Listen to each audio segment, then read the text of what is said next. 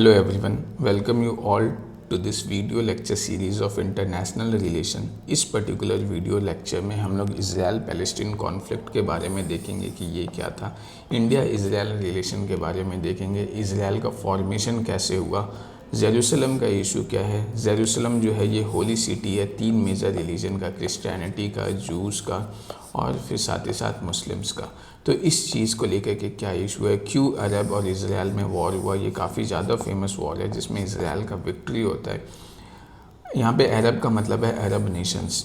फिर Palestine liberation organisation और Hamas, ये क्या है, क्यों इज़राइल इन दोनों को जो है वो टेररिस्ट ऑर्गेनाइजेशन डिक्लेयर कर चुका है। इंडिया इज़राइल का रिलेशन क्या है, इंडिया इज़राइल का रिलेशन सिग्निफिकेंस क्यों है, इंडिया के लिए इज़राइल का क्या सिग्निफिकेंस है। ये सब चीज़ हम लोग इस पर्टिकुलर वीडियो लेक्चर में देखेंगे।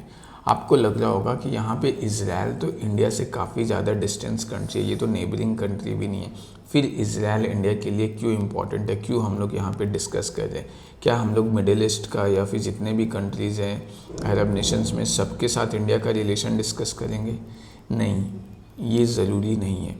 यहाँ पे इज़राइल का हम लोग रिलेशन इसलिए इंडिया के साथ डिस्कस करें या इज़राइल के बारे में इसलिए इस एग्ज़ाम पर्सपेक्टिव से पढ़ रहे क्योंकि अभी का जो करेंट जियो पॉलिटी है, खास करके इंडिया के पर्सपेक्टिव से जो फॉरेन डिप्लोमेसी है, उस रिलेशन में इज़राइल काफ़ी ज़्यादा इम्पॉर्टेंट हो जाता है। क्यों? क्योंकि जो इज़राइल है, चाहे वो टेक्नोलॉजी हो या तो फिर टेक्नोलॉजी में ही आर्टिफिशियल इंटेलिजेंस हो या फिर एग्रीकल्चर हो या फिर डिफेंस सेक्टर हो, ये सब में इज़राइल जो है वो इंडिया से काफ़ी ज़्यादा आगे है। इवन एग्रीकल्चर में अगर हम लोग देखें तो इज़राइल के पास जो है ये ड्रिप इरिगेशन का टेक्नोलॉजी में अपने आप को काफ़ी ज़्यादा एडवांस कर चुका है, जो इंडिया के लिए काफ़ी ज़्यादा फेवरेबल हो सकता है। इवन अगर हम लोग यहाँ पे देखें, जो सॉल्ट वाटर है, सॉल्ट वाटर को फ्रेश वाटर में कन्वर्ट करना, इस टेक्नोलॉजी में भी इंडिया काफ़ी ज़्यादा आगे, इज़राइल काफ़ी ज़्यादा आगे है, जो इंडिया के लिए काफ़ी ज़्यादा बेनिफिशियल हो सकता है। और जो सबसे ज़रूरी है अभी के कंटेक्स्ट में अगर हम लोग देखें तो जो आर्टिफिशियल इंटेलिजेंस का जो इशू है और साइबर सिक्योरिटी का इशू है, उस पर्सपेक्टिव से भी इज़राइल इंडिया को काफ़ी ज़्यादा हेल्प कर सकता है और डिफेंस में तो कर ही रहा है। तो आई होप आपको समझ में आ रहा होगा कि हम लोग क्यों इस टाइम पर इज़राइल को इंटरनेशनल रिलेशन के अंदर डिस्कस कर लें। ओके, अगर हम लोग इज़राइल का लोकेशन देखें तो ये आपको जो ये ऑरेंज कलर में दिख रहा है, ये वाला पोर्शन जो है ये इज़राइल का पोर्शन है। ओके, यहाँ पे अगर हम लोग देखें तो यहाँ पे ये इसके जो वेस्ट में है ये मेडिटेरेनियन सी दिख रहा होगा आपको, ये यहाँ पे आपको डेड सी दिख रहा होगा, जो कि बेसिकली ये इज़राइल और इधर जॉर्डन के बीच में है।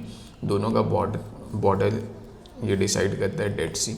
बेसिकली डेड सी जो है ये काफ़ी ज़्यादा फेमस है। इसको डेड सी इसलिए बोलते हैं क्योंकि यहाँ पे सॉल्ट वाटर का कंटेंट इतना ज़्यादा है कि यहाँ पे कोई भी जो एक्वेटिक इकोसिस्टम है वो यहाँ पे प्रेजेंट नहीं है। मतलब सब कुछ, ना ही यहाँ पे आपको कोई मछली देखने को मिलेगा, ना ही कोई भी अदर एक्वेटिक इकोसिस्टम यहाँ पे देखने को मिलेगा।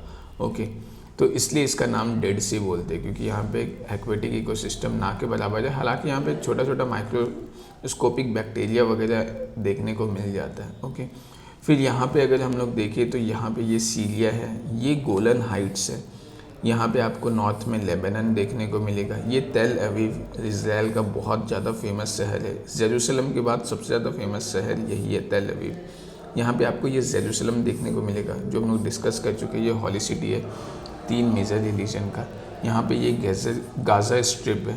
ओके, और इधर ये इजिप्ट है और ये येलो वाला पोर्शन सऊदी अरेबिया है। ये गल्फ ऑफ अकाबा है जो रेड सी में जाके कनेक्ट होता है।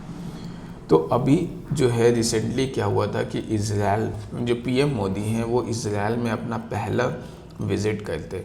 ये इंडिया के पहले पीएम थे जो इज़राइल में अपना विज़िट करते। ये हम लोग फिगर देख सकते हैं, ये Indian prime minister Modi ji हैं और ये इज़राइल के प्राइम मिनिस्टर बेंजामिन नेतन्याहू है। तो ये जो है ये इज़राइल के साथ इज़राइल में अपना मीटिंग करते हैं और इसकी वजह से भी इंडिया और इज़राइल का रिलेशन थोड़ा इम्पॉर्टेंट हो जाता है। यहाँ पे ये पीएम मोदी जो है वो लुक एट वेस्ट का नारा देते हैं। यहाँ पे मेनली वेस्ट का मतलब वेस्ट एशिया से है, वेस्टर्न कंट्रीज़ का मतलब नहीं है। ओके, तो इसलिए भी इज़राइल इम्पॉर्टेंट हो जाता है। इज़राइल के बारे में अगर हम लोग देखें, यहाँ पे फिजिकल मैप अगर देखें तो इज़राइल में काफ़ी ज़्यादा पोर्शन डेजर्ट वाला एरिया, ये जो आपको येलो और ब्राउन कलर में दिख रहा होगा। लेकिन डेजर्ट कंट्री होने के बाद भी इज़राइल जो है वो अपने टेक्नोलॉजी को इतना ज़्यादा डेवलप किया कि अभी इज़राइल जो है वो वेजिटेबल्स, फ्रूट्स, फ्लावर्स काफ़ी ज़्यादा अमाउंट में ये यूरोप में एक्सपोर्ट करता है। ये बहुत ज़्यादा बड़ा बात है कि कोई भी मिडिल ईस्ट का कंट्री जो कि काफ़ी ज़्यादा डेजर्ट से भरा पड़ा है, वहाँ का कंट्री जो है वो यूरोप को वेजिटेबल्स, फ्रूट्स, फ्लावर एक्सपोर्ट कर रहा है। जबकि इज़राइल में वाटर क्राइसिस है, ये डेजर्ट वाला एरिया है।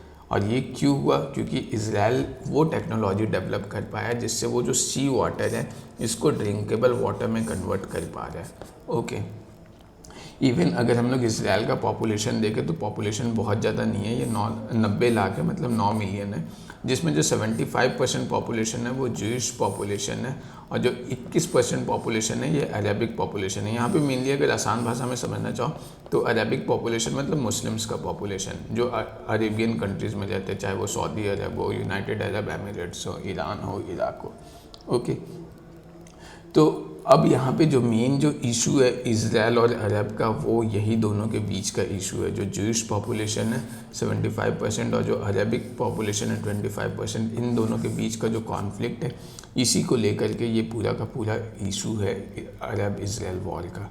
ओके, तो देखो अगर हम लोग हिस्टोरिकली देखें तो जूस का पहले ऐसा कोई कंट्री नहीं था। जूस जो था वो पूरा का पूरा यूरोप और नॉर्थ अफ्रीका में जगह जगह पे स्प्रेड था, मतलब स्कैटर्ड था। कोई एक ऐसा कंट्री नहीं था जहाँ पे केवल और केवल जूस का पॉपुलेशन मिलता है। अगर आपको ध्यान आ रहा हो तो ये जूस वही हैं जो हिटलर वाला था, कि हिटलर किस तरीके से जूस का जो है कंसंट्रेशन कैंप में डाल रहा था, उन लोगों का नरसंहार कर रहा था, तो ये वही जूस हैं। ओके, लेकिन जब वर्ल्ड वॉर 2 होता है 1939 और से 1945 के बीच में, तो इस टाइम क्या होता है, इज़राइल का इस्टेब्लिशमेंट होता है यूनाइटेड नेशन रिजोल्यूशन के थ्रू। अगर आप देखना चाहो तो यहाँ पे क्या होता है कि यूनाइटेड नेशन ऑर्गेनाइजेशन जो है ये एक रिजोल्यूशन अप्रूव करता है जिसके अकॉर्डिंग क्या होता है कि जो पैलेस्टीन है इसका बंटवारा होता है एक ज्यूस में और दूसरे अरब स्टेट में। जैसे आप यहाँ पे देख सकते हो हिस्टोरिकली ये पैलेस्टीन था। ओके, लेकिन जब यूनाइटेड नेशन का रिजोल्यूशन आया 1947 में, तो उस टाइम क्या हुआ कि ये ग्रीन वाला पोर्शन जो है, ये वाला पोर्शन को पैलेस्टीन डिक्लेयर किया गया और बाकी जो ये वाइट वाला पोर्शन है ये जो था ये जूस को दिया गया। ओके, जिसको हम लोग इज़राइल बोलते हैं, ये वाइट वाला पोर्शन। तो अब क्या हुआ कि फिर धीरे धीरे अभी क्या हो रहा है कि जो पैलेस्टीन वाला एरिया है वो धीरे धीरे काफ़ी ज़्यादा कम हो चुका है और अब तो ना के बराबर है। यहाँ पे जो पैलेस्टीन वाला एरिया था, ये पैलेस्टीन वाला एरिया में अरब पॉपुलेशन का मेजॉरिटी था। ओके, फिर यहाँ पे 1947 में जूस को यहाँ पे सेटल किया गया, तो उससे क्या हुआ कि अब ये जो ग्रीन वाला पोर्शन है यहाँ पे अरब पॉपुलेशन लिमिटेड हो गया और ये वाइट वाला पोर्शन में जो था जूस पॉपुलेशन था। और धीरे धीरे ये जो अरब पॉपुलेशन है इनका एरिया जो है लगातार घटता ही जा रहा है। ओके, ये इशू क्या है इस चीज़ को अभी हम लोग और भी अच्छे से देखेंगे। ओके, तो अब यहाँ पे देखो, अब अगर अभी हम लोग देखें तो इज़राइल में फ़िलहाल 2 टाइप का स्टेट्स है। एक तो अरब स्टेट है जो कि है वेस्ट बैंक और गाज़ा, जिसको हम लोग पैलेस्टीन बोलते हैं। देखो ये वाला जो एरिया है ना, इसको हम लोग वेस्ट बैंक बोलते हैं और यहाँ पे जो है ये वाला पोर्शन जो है इसको हम लोग गाज़ा बोलते हैं। Okay, Gaza strip. तो जो वेस्ट बैंक और गाज़ा है इसको पैलेस्टीन बोलते हैं और जो जूस स्टेट है जहाँ पे जूस का मेजॉरिटी है उसको इज़राइल बोला जाता है। हालांकि अभी जो है एट प्रेजेंट अगर देखें तो ये वेस्ट बैंक और गाज़ा दोनों पे जो है वो इज़राइल का कब्जा है। ओके, तो अभी हम लोग देखते हैं कि ये जो जेरूसलम है ये क्यों, मतलब किस तरीके से मुस्लिम्स, क्रिश्चियन और जूस ये तीनों के लिए एक रिलीजियस होली सिटी है। क्योंकि जो मेन जो इज़राइल और यहाँ पे जो अरब पॉपुलेशन और जूस पॉपुलेशन का जो कन्फ्लिक्ट है वो इसी जेरूसलम को लेकर के है। ये जो आपको जेरूसलम वाला एरिया दिख रहा होगा ये जेरूसलम है जो कि ये वेस्ट बैंक में है। यहाँ पे आपको वेस्ट बैंक दिख रहा है, यहाँ पे ये जेरूसलम है। तो मेन जो इशू है वो जूस और अरब पॉपुलेशन में ये इस जेरूसलम वाला इशू को लेकर के बहुत ज़्यादा है। क्योंकि ये जेरूसलम जो है ये होली सिटी है, धार्मिक जगह है 3 मेजर रिलीजन का, मुस्लिम्स का, क्रिश्चियंस का और जूस का।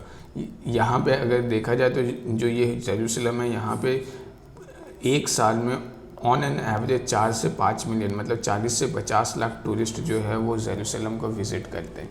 अब ये जूस के लिए किस तरीके से हॉली सिटी है, तो देखो हुआ क्या था कि ये वाला जो रीजन है, जैसे हम लोग देख चुके हैं कि जो पूरा अरब वाला और जो नॉर्थ अफ्रीका वाला रीजन है, यूरोप का रीजन है, ये सब में स्कैटर्डली जो है जूस पॉपुलेशन रहते थे।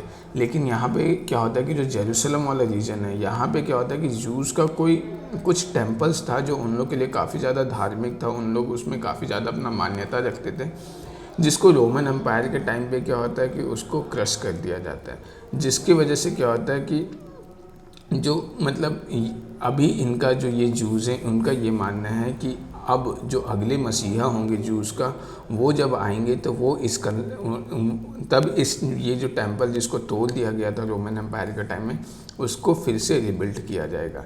ओके, इवन अगर अभी हम लोग देखें तो वर्ल्ड में जितने भी जूस है वो सारे के सारे जब अपना प्रेयर करते हैं तो जेरूसलम को फेस करके करते हैं। जैसे सपोज़ कर लो इस जगह पे ये है आपका जेरूसलम, तो अब अगर सपोज़ कर लो कि अगर फ्रांस में कोई जूस रह जाए तो वो इस डायरेक्शन में फेस करके प्रेयर करेगा। इंडिया में कोई जूस रह जाए तो वो जेरूसलम के डायरेक्शन में फेस करके प्रेयर करेगा। अगर कजाकिस्तान में कोई जूस रह जाए तो उसका जो प्रेयर करने का फेस होगा वो इस साइड होगा। और सेम मतलब सपोज़ कर लो चैड हो गया या सूडान हो गया, यहाँ का कोई जूस अगर प्रेयर करेगा तो वो जेरूसलम को फेस करके करेगा। सॉरी। तो यहाँ पे हम लोग देख सकते हैं कि जूस के लिए क्यों इम्पोर्टेंट है, क्योंकि जूस का मानना है कि उनका जो अगला मसीहा जब आएगा तब ये जो टेम्पल जो रोमन एम्पायर के टाइम में तोड़ दिया गया था उसको ये रिबिल्ड करेंगे। ओके, और ये जो प्लेस है वो जूस के लिए one of the most important religious place है। क्रिश्चियंस के लिए जेरूसलम का क्या इंपॉर्टेंस है, तो देखो सिंपल सा बात है कि जो जीसस क्राइस्ट थे, जीसस क्राइस्ट प्रीच जेरूसलम में किए, उनका डेथ भी जेरूसलम में होता है। इवन ये माना जाता है कि जो जीसस क्राइस्ट है ये जब दोबारा धरती पर आएंगे तो वो भी जेरूसलम में ही आएंगे। ओके, तो इसीलिए जो है मतलब क्रिश्चियंस के लिए ये जेरूसलम बहुत ज़्यादा इम्पॉर्टेंट हो जाता है, क्योंकि ये जीसस क्राइस्ट का बर्थ प्लेस मतलब जीसस क्राइस्ट का बर्थ प्लेस नहीं, जीसस क्राइस्ट यहाँ पे प्रीच किए थे, मतलब जो भी अपना प्रवचन देना है वो यहीं पे किए थे। उनका डेथ भी यहीं हुआ था। और इवन ये बिलीव किया जाता है कि जो इनका नेक्स्ट मतलब दोबारा जब वो जीसस क्राइस्ट धरती पर आएंगे तो इसी सिटी में आएंगे। ओके, मुस्लिम्स के लिए जेरूसलम क्यों इम्पोर्टेंट है, तो देखो मुस्लिम्स के लिए क्या है कि जो प्रॉफिट मोहम्मद थे, प्रॉफिट मोहम्मद का डेथ जो है वो ऑल्दो मक्का में हुआ था, लेकिन मक्का से उनको जेरूसलम ले जाया गया था। और कहा जाता है कि जेरूसलम से ही उनको जो है जन्नत का प्राप्ति हुआ था। मतलब मक्का से उनको जेरूसलम ले जाया गया और जेरूसलम जो है जेरूसलम में से ही उनको फिर जन्नत का प्राप्ति होता है। तो इसलिए मुस्लिम्स के लिए जेरूसलम का इम्पोर्टेंस इसलिए बढ़ जाता है क्योंकि जेरूसलम वो जगह है जहाँ से प्रॉफिट मोहम्मद जन्नत में गए थे। ओके, तो ये एक टाइप का जन्नत का दरवाज़ा है इस जगह पे मुस्लिम्स के अकॉर्डिंग।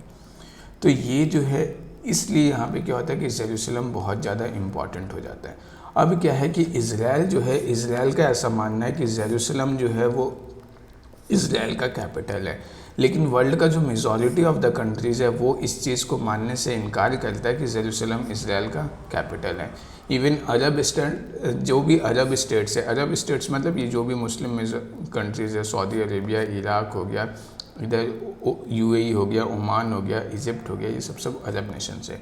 तो ये अरब नेशंस जो है ये चाहते हैं कि जेरूसलम पे कंट्रोल उनका हो, क्यों? क्योंकि ये मुस्लिम्स के लिए धार्मिक जगह है। ओके, लेकिन इज़राइल इसको अपना कैपिटल कंसीडर करता है और इसीलिए जब ये मैटर यूनाइटेड नेशन में गया तो यूनाइटेड नेशन ये डिसाइड करता है कि कोई भी साइड जेरूसलम पे कंट्रोल नहीं करेगा, जेरूसलम को कंट्रोल एक इंटरनेशनल गवर्नमेंट करेगा। ओके, अभी क्या है कि जितना भी मेजॉरिटी ऑफ द कंट्री है वर्ल्ड का, उन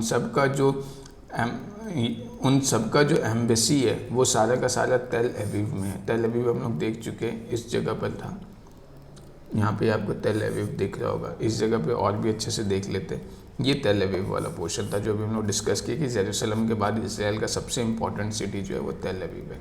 तो अभी जितना भी मेजॉरिटी ऑफ द कंट्री है वर्ल्ड का, उन सब का जो एम्बेसी है वो तेल अवीव में है। 2018 में क्या होता है कि यूएसए के जो प्रेसिडेंट है डोनाल्ड ट्रंप, वो अपना एम्बेसी जो है वो जेरूसलम में शिफ्ट कर देते हैं। ये बेसिकली एक वोट बैंक पॉलिटी था जिसमें वो अपने जितने भी उनका जितना भी ये होता है वोट बैंक पॉलिटिक्स में, वो जो भी क्रिश्चियनिटी जो क्रिश्चियन वोट्स था उन सबको खुश करने के लिए बेसिकली वो जो है वो डोनाल्ड ट्रंप अपना जो एम्बेसी है वो जेरूसलम में शिफ्ट करते हैं। यहाँ पे क्या होता है कि यूएसए जो होता है वो सबसे पहला कंट्री बन जाता है जो जेरूसलम को रिकॉग्नाइज करता है कि वो इज़राइल का कैपिटल है। ओके, और इस चीज़ के लिए यूएसए का बहुत ही ज़्यादा क्रिटिसिज्म होता है अरब नेशन में। तो ऐसा क्या था कि पहले तो यूएसए जो था वो सपोर्ट नहीं कर रहा था अरब, मतलब कि पहले तो यूएसए इस चीज़ को नहीं मान रहा था कि इज़राइल जो है उसका कैपिटल जेरूसलम है। फिर बाद में वो इस चीज़ को कंसीडर करता है यूएसए, और इज़राइल से जो जेरूसलम का जो कैपिटल है वो डिक्लेयर कर देता है कि हाँ इज़राइल है। इवन वो अपना जो एम्बेसी है वो तेल अवीव से शिफ्ट करके जेरूसलम में कर देता है। तो उसके पीछे एक रीज़न ये भी है कि देखो पहले क्या था कि यूएसए के लिए अरब नेशंस काफ़ी ज़्यादा इम्पॉर्टेंट थे, क्योंकि अरब नेशंस के पास पेट्रोलियम रिजर्व्स बहुत ज़्यादा हैं। ओके, और यूएसए के लिए पेट्रोलियम जो है प्रोडक्ट्स बहुत इंपॉर्टेंट था अगर उसको अपना ट्रांसपोर्टेशन और जो भी इंडस्ट्रीज रन करना था। लेकिन जैसे जो यूएसए है ये टेक्नोलॉजी में एडवांस होता गया। अभी यूएसए का जो मेजॉरिटी ऑफ द जो इंडस्ट्रीज है वो शेल गैस पे चलता है। ओके, अब ये शेल गैस पे चलने की वजह से क्या हुआ कि जो अरब नेशन है इनका इम्पोर्टेंस उतना ज़्यादा नहीं रहा यूएस के लिए जो पहले हुआ करता था। अभी अगर even global shell gas basins देखे वर्ल्ड का, तो इसमें जो सबसे ज़्यादा रिजर्व है वो चाइना के पास है और सेकेंड नंबर पर यूएसए आते हैं। तो इस वजह से जो यूएसए है उसका जो डिपेंडेंसी है ये अरब नेशंस पे उतना ज़्यादा नहीं रहा। हालांकि चाइना अभी शेल गैस उतना ज़्यादा लार्ज अमाउंट में एक्सट्रैक्ट नहीं कर रहा है जितना यूएसए कर रहा है, क्योंकि यूएसए इस टेक्नोलॉजी में काफ़ी ज़्यादा एडवांस हो चुका है। तो इसलिए हम लोग देख सकते हैं कि एक टाइम यूएसए जो था जहाँ तेल अवीव में जेरूसलम का एम्बेसी था उसको शिफ्ट करके वो सीधा जेरूसलम में कर देता है, जिससे अरब नेशंस जो थे वो काफ़ी ज़्यादा नाराज़ हो जाते हैं। ओके, और यूएसए का काफ़ी ज़्यादा क्रिटिसिज्म भी होता है। अब हम लोग आते हैं इजराइल और अरब नेशन के बीच का जो इशू है, मतलब जो वॉर था वो था क्या। देखो 1948 में क्या होता है कि जो इजराइल है इसका इस्टेब्लिशमेंट होता है, और इस टाइम क्या होता है कि इजराइल पे अटैक कर लेता है, जितने भी अरब नेशंस होते हैं वो सब अटैक कर देते हैं। और ये पहला अरब इजराइल वॉर था। क्यों अटैक करते हैं, रीज़न क्या था, सिंपल वही अरब और ज्यूइश का कॉन्फ्लिक्ट। ओके, क्योंकि ऐसा मानना था कि इजराइल जो था वो हिस्टोरिकली ऑटोमन एम्पायर का पार्ट था, मतलब अरब नेशंस के अंडर आता था। तो इसलिए अब क्या होता है कि वॉर हो जाता है यहाँ पे इजराइल और अरब और ज्यूइश कॉन्फ्लिक्ट के बीच में। देखो यहाँ पे क्या है कि ये सब वॉर जो है ये एग्ज़ाम में अब नहीं आने वाला है। यहाँ पे बस आपको मेन कंटेक्स्ट में ये ध्यान में रखना है कि इजराइल अरब वॉर 2 बार हुआ था, 1948 1967, और जिसमें दोनों टाइम क्या हुआ था, इजराइल का विक्ट्री हुआ था। और ये विक्ट्री इसलिए इम्पॉर्टेंट है क्योंकि एक साइड केवल इजराइल था और दूसरे साइड आपका इजिप्ट है, सीरिया है, जॉर्डन है। ओके, इवन ये तीन तो डायरेक्टली इन्वॉल्व कंट्री थे, और इनडायरेक्टली जो है सपोर्ट था इराक का, कुवैत का, Sudan, Yemen, Algeria, Saudi Arabia. ये सारे कंट्रीज एक साइड थे और इजराइल अकेला था। फिर भी केवल और केवल 6 दिन के अंदर ये वॉर ख़त्म हो जाता है। इजराइल इन लोगों को बहुत बुरी तरीके से हराता है। सेम केस ये 1948 में भी हुआ था। तो इससे हम लोग को बस ये पता चलता है कि इजराइल जो है वो टेक्नोलॉजिकली कितना ज़्यादा एडवांस है, चाहे वो डिफेंस सेक्टर में हो या फिर आर्टिफिशियल इंटेलिजेंस या और भी जो भी टेक्नोलॉजी है उन सब में इतना ज़्यादा एडवांस है कि वो अकेले इन सारे अरब नेशंस को हरा पा रहा है। ओके, तो इससे भी हम लोग को ये पता चलता है कि इजराइल का इम्पोर्टेंस क्या है अभी के कॉन्टेक्स्ट में। आउटकम हम लोग देख चुके हैं कि अरब नेशंस बहुत बुरी तरीके से इस वॉर में हार जाते हैं, केवल ये 6 दिन में हार जाते हैं। और रिज़ल्ट क्या होता है कि जो गाज़ा स्ट्रिप है, ये गाज़ा स्ट्रिप यहाँ पे दिख रहा होगा आपको, ये वाला, ये जो गाज़ा स्ट्रिप है ये इजिप्ट का था, इजिप्ट के अंडर था, इसको कैप्चर कर लेता है ये केवल 6 दिन में। यही जो 1967 का जो सेकेंड अरब इजराइल वॉर है ये 6 दिन चलता है, और यही 6 दिन में जो है ये पूरा गाज़ा वाला एरिया कैप्चर कर लिया जाता है। ये जॉर्डन के अंडर वेस्ट बैंक वाला एरिया था, इसको कैप्चर कर लेता है इजराइल। फिर ये गोलन हाइट्स सीरिया के अंडर था, इसको भी जो है इजराइल कैप्चर कर लेता है। ओके, अभी हम लोग देख लेते हैं एक पैलेस्टीन लिबरेशन ऑर्गेनाइजेशन का फॉर्मेशन होता है अरब नेशंस के द्वारा। ये इजराइल में फॉर्मेशन होता है, क्योंकि अब तो इजराइल जो है वो वेस्ट बैंक कैप्चर कर चुका है, यहाँ पे गोलन हाइट्स को भी कैप्चर कर चुका है, गाज़ा स्ट्रिप्स को भी कैप्चर कर चुका है। तो अभी यहाँ पे क्या होता है कि पैलेस्टीन लिबरेशन ऑर्गेनाइजेशन का फॉर्मेशन होता है अरब नेशंस के द्वारा, ताकि ये इजराइल को काउंटर कर सके। ओके, ये बेसिकली एक टाइप का मतलब मिलिटेंट ऑर्गेनाइजेशन था। अब ये ऑर्गेनाइजेशन जो था वो टू नेशन थ्योरी में बिलीव करता था। इसका कहना था कि इज़राइल एक सिंगल नेशन नहीं है, ये दो नेशंस को मिलाकर है। एक तो ये जो आपको पिंक वाला दिख रहा होगा ये पैलेस्टीन नेशन है, और जो येलो वाला दिख रहा है वो इज़राइल है। ओके, तो ये इस पैलेस्टीन लिबरेशन ऑर्गेनाइजेशन का मानना था। और ये जो पैलेस्टीन वाला जो एरिया था, जो ये पिंक वाला एरिया है, इसमें जो मेजॉरिटी पॉपुलेशन था वो अरेबिक पॉपुलेशन था। ओके, हालांकि इज़राइल जो था वो वन नेशन थ्योरी में ही बिलीव करता है हमेशा से, और इसकी वजह से क्या हुआ कि जो इज़राइल गवर्नमेंट है और जो पैलेस्टीन लिबरेशन ऑर्गेनाइजेशन है, इन दोनों में कांस्टेंट कॉन्फ्लिक्ट चलता रहा, और ये अभी भी चलता आ रहा है कि इज़राइल के बीच में और अरब नेशंस के बीच में एक हमेशा से कॉन्फ्लिक्ट का सिचुएशन है। और ये कॉन्फ्लिक्ट का जो मेन रूट कॉज है वो क्या है, वो रिलीजियस कॉज है।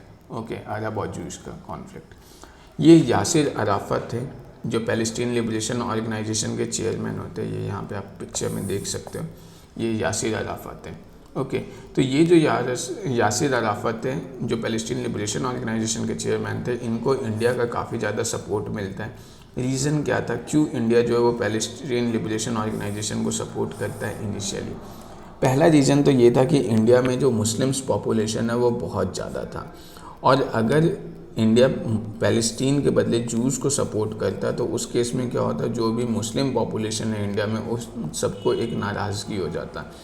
दूसरा क्या है कि जो अरब नेशन था, ओके, वो भी इंडिया के लिए बहुत ज़्यादा इम्पॉर्टेंट थे, क्योंकि इंडिया जो है ये जो अरब नेशंस हैं इनसे काफ़ी ज़्यादा अमाउंट में ऑयल इंपोर्ट करता है, पेट्रोलियम इंपोर्ट करता है। और इंडिया जो है वो इज़राइल को सपोर्ट करके इन अरब नेशंस को डिसअपॉइंट नहीं करना चाहता था।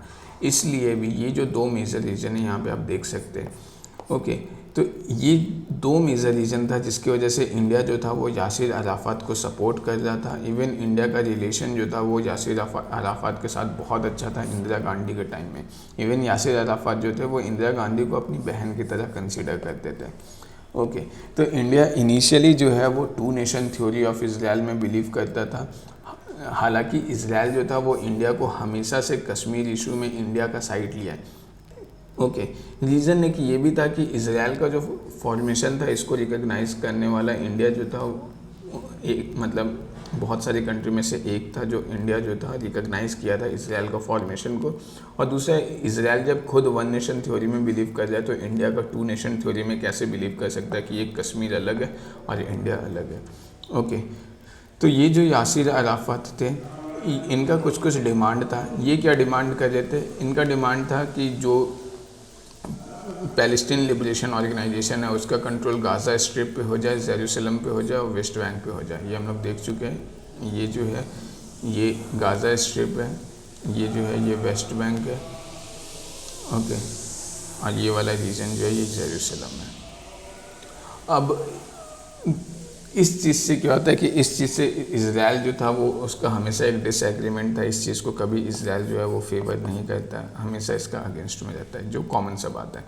अब एक मोसाद है। मोसाद जो है ये बहुत ही फेमस स्पाई ऑर्गेनाइजेशन है इज़राइल का, और ये बस एक इज़राइल का स्पाई ऑर्गेनाइजेशन ही नहीं है, ये वर्ल्ड का बेस्ट स्पाई सिस्टम है। ओके, ये इतना ज़्यादा पावरफुल है। इस पर काफ़ी सारा डॉक्यूमेंट्री मूवीज़ भी बना है, इनके रिसर्च ऑपरेशन पे काफ़ी सारा मूवीज़ भी बना है इनके ट्रू इवेंट्स पे। ओके, तो यूएसए जो है वो हमेशा से इज़राइल को सपोर्ट कर रहा है।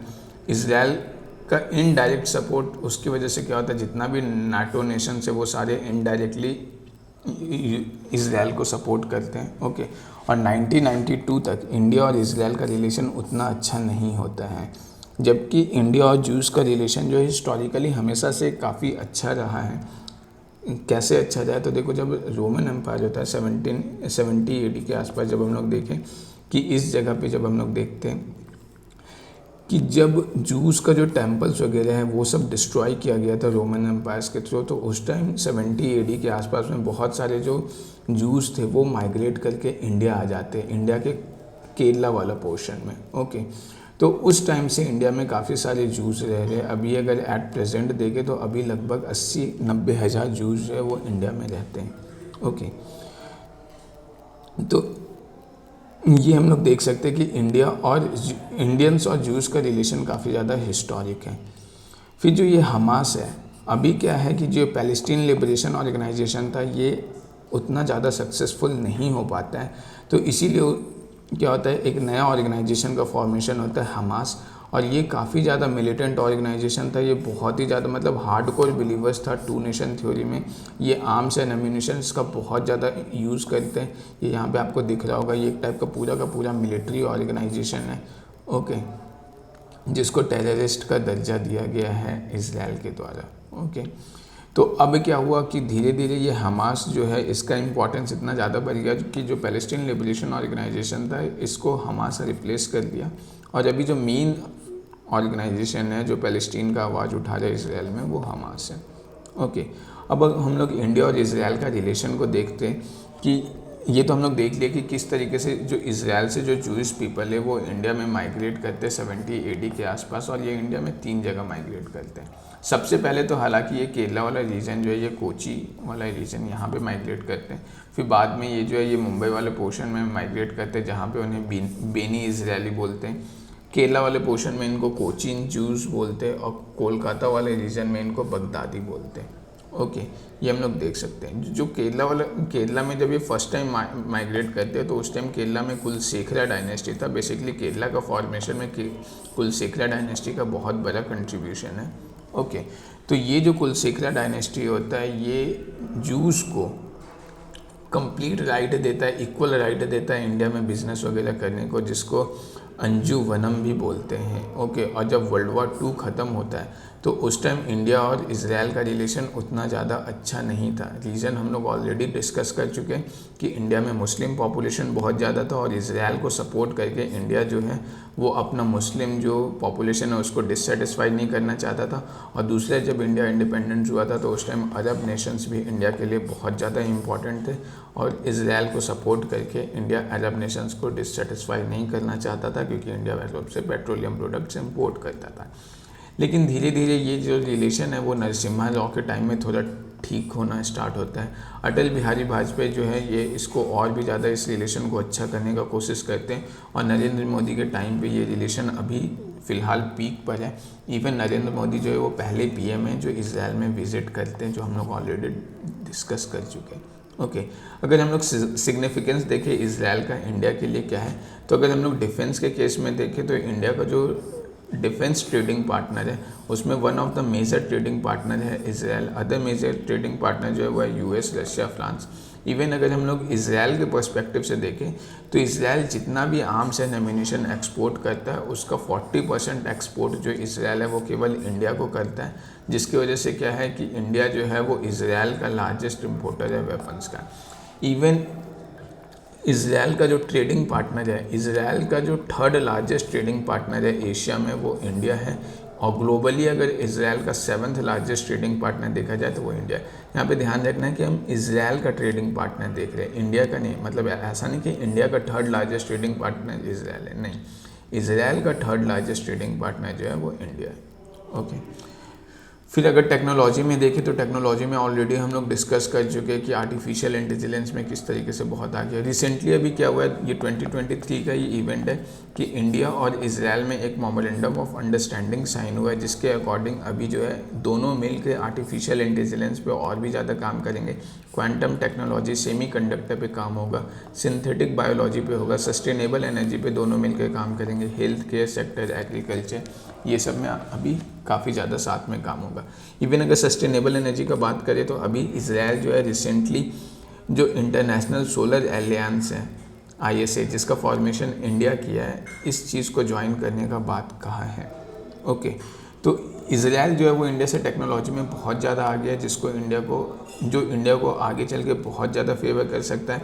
इवन जो ओशियन वाटर है उसको जो ड्रिंकेबल वाटर में कन्वर्ट करने का टेक्नोलॉजी जो इजराइल के पास है, ये इंडिया को कोस्टल एरियाज़ में बहुत ज़्यादा हेल्प कर सकता है। खास करके जो चेन्नई वाला पोर्शन है जहाँ पे वाटर क्राइसिस हमेशा लगातार बढ़ता ही जा रहा है, ग्राउंड वाटर काफ़ी ज़्यादा डिप्लीट कर चुका है।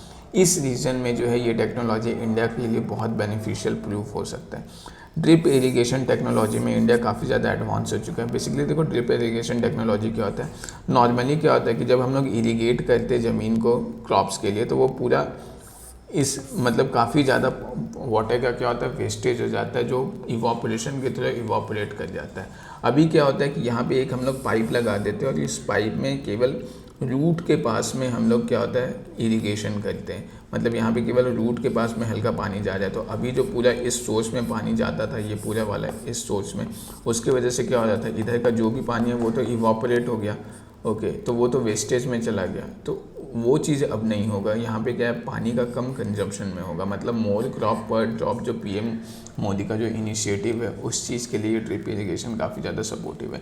यहाँ पे हम लोग और भी अच्छे से देख सकते हैं, ये जो है ये पूरा पाइप्स है, ओके, और पाइप्स के बगल में क्रॉप है, और जो भी यहाँ पे है ये केवल रूट पर ही पानी दिया जा रहा है। तो अभी जो पूरा ये वाला जो कंटोर होता था, इसमें जो पूरा पानी जाता था, उससे क्या होता था, बहुत ही ज़्यादा पानी का वेस्टेज होता था, वो अब नहीं होगा। तो ये जो ड्रिप इरिगेशन टेक्नोलॉजी है, इसमें जो है इजराइल काफ़ी ज़्यादा एडवांस हो चुका है। इवन काफ़ी सारे एग्रीकल्चरल टेक्नोलॉजी में जो इजराइल है वो बहुत आगे बढ़ चुका है, तो वो इंडिया के लिए काफ़ी बेनिफिशियल प्रूफ हो सकता है। ओके, ये हम लोग देख चुके हैं कि water for all, water for ever, more crop पर ड्रॉप, ये नरेंद्र मोदी का मतलब जो है ये नारा है, जो एक तरीके से कहीं ना कहीं ड्रिप इरिगेशन को ही इंडिकेट कर रहा है कि मोर क्रॉप पर ड्रॉप। ओके, फिर अगर हम लोग और देखें तो जो फाइट अगेंस्ट टेररिज्म है, नेशनल सिक्योरिटी है, इसमें भी इजराइल इंडिया का काफ़ी ज़्यादा हेल्प कर सकता है। खास करके नेशनल सिक्योरिटी में जैसे साइबर सिक्योरिटी हो गया, आर्टिफिशियल इंटेलिजेंस वगैरह हो गया, ओके, ये सब में इजराइल इंडिया को बहुत ज़्यादा सपोर्ट कर सकता है। और इजराइल भी लगातार टेररिस्ट ऑर्गेनाइजेशन से कंटिन्यू फाइट कर रहा है, जैसे कि जो हमास हो गया, उसके बाद फिर जो है आपका PLO जो पैलेस्टीन लिबरेशन ऑर्गेनाइजेशन हो गया, ये सबसे लगातार इजराइल जो है वो फाइट कर रहा है। तो उसके पास काफ़ी ज़्यादा टैक्टिक्स है कि किस तरीके से ट्रेस किया जाता है टेररिस्ट एक्टिविटीज़ को। इसमें इजराइल को काफ़ी ज़्यादा मतलब अचीवमेंट हासिल है, जो इंडिया के लिए काफ़ी ज़्यादा फेवरेबल हो सकता है। ओके, तो मेन जो था वो यही है। इवन अभी अगर रिसेंटली हम लोग देखें तो इजराइल जो था वो इंडिया को अभी रिसेंटली सर्विलियंस ड्रोन जो है वो गिफ्ट किया है, जो इंडिया के लिए हेल्प करेगा टेररिज्म को फाइट करने में। तो अगर हम लोग इंडिया और इजराइल का रिलेशन को समराइज़ करें तो एक टाइप से हम लोग बोल सकते हैं कि स्टार्टिंग में तो इंडिया और इजराइल का रिलेशन उतना अच्छा नहीं था, फिर धीरे धीरे जो है वो इंडिया और इजराइल का रिलेशन अच्छा होने स्टार्ट हो जाता है।